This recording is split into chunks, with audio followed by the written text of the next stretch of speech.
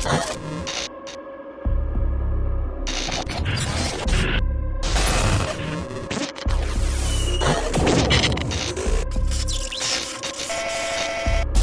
what about you? What kind of Jew are you?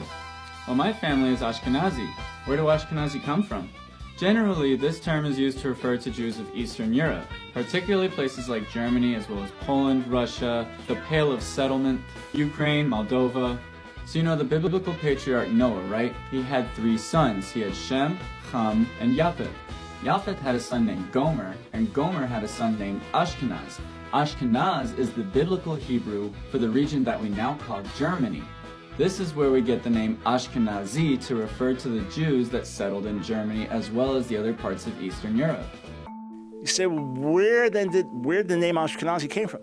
So a little over 1,000 years ago, as Jewish people scattered around the world had now emigrated in Europe and now were living in the Rhineland in Germany, they looked at the name Gomer in Genesis 10, and they connected Gomer with Germany, so they took on the identity of the name Ashkenaz. It has nothing to do with Ashkenaz in the Bible, which is a descendant of Japheth. It's just a name that was taken, okay? It's that simple. Just like my last name, Brown, doesn't refer to the color of my skin or anything else. It was shortened from a Russian name when my grandfather came over at Ellis Island. The name got shortened to Brown. It's just a name. That's all it is.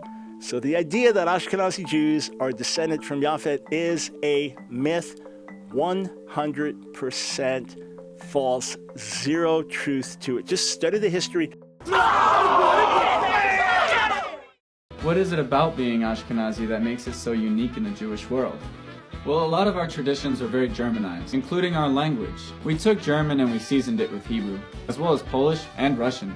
So how did the Jews get all the way to Germany in the first place? Well, you see, we don't totally know. After Roman captivity ended, the European Dark Ages started.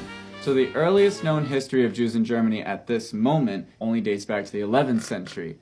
But between those 600 years, no one really wanted to write anything about how we got there. As far as the alleged conversion of the Khazars, you can read at Yehuda Halevi's book, The Khazari, that it may be true that as there is debate and discussion, there are Turkic people a little over 1,000 years ago, that some of the leaders or some of the people did, in fact, convert to Judaism. Some of the leaders or some of the people did, in fact, convert to Judaism. Some of the leaders or some of the people did, in fact, convert to Judaism. As far as the alleged conversion of the Khazars, you can read at Yehuda Halevi's book, The Khazari, that it may be true that as there is debate and discussion, there are Turkic people a little over 1,000 years ago, that some of the leaders or some of the people did, in fact, convert to Judaism and then became part of the larger Jewish people. Khazars as a whole disappeared from history. That's it. End of subject. There is no Khazarian mafia. There is not a single Jew on the planet that can be traced back in any definitive way to the Khazars. Zero. Absolutely zero. There is not a single Jew on the planet that can be traced back in any definitive way to the Khazars. Zero. There is not a single Jew on the planet that can be traced back in any definitive way to the Khazars. Zero. Some of them may have willfully converted to Judaism, maybe mainly the leaders, but here. Are you familiar with the Khazar theory? There's a theory, it's widely accepted as anti-Semitic, that Ashkenazi Jews come from the Khazars and they're not Levantine. But DNA tests. It's not anti-Semitic, it's a question of fact. So, Shlomo Sand, for example, has argued that, I think probably exaggerated, but it's simply a question of fact.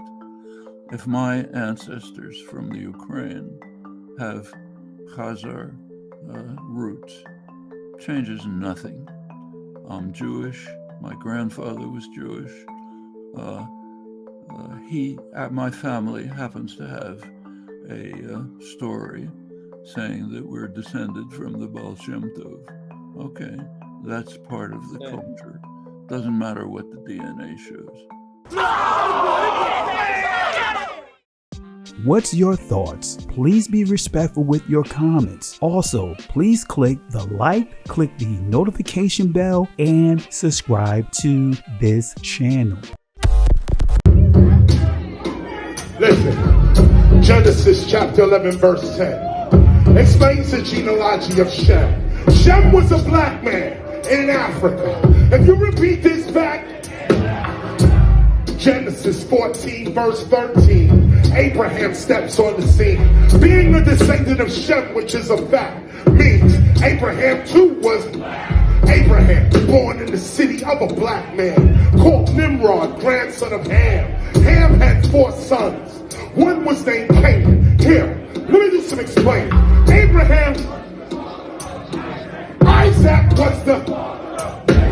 Jacob had 12 sons, for real, and these were the children of Israel.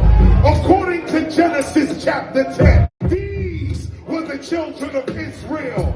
According to Genesis chapter 10, these were the children of Israel. According to Genesis chapter 10.